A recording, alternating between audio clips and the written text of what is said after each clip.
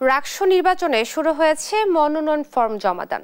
মনোনয়ন ফর্ম জমা নেওয়া হবে আগামী 7 সেপ্টেম্বর পর্যন্ত।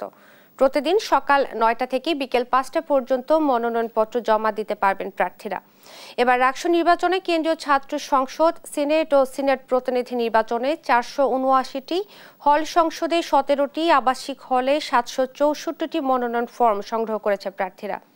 যাচাই বাছাই শেষে আগামী 10 সেপ্টেম্বর প্রার্থী তালিকা ঘোষণা করা হবে। নির্বাচনে ভোট গ্রহণ হবে 25 সেপ্টেম্বর সকাল 9টা থেকে বিকেল 4টা পর্যন্ত। সেই দিন গণনা শেষে ফলাফল ঘোষণা করা হবে।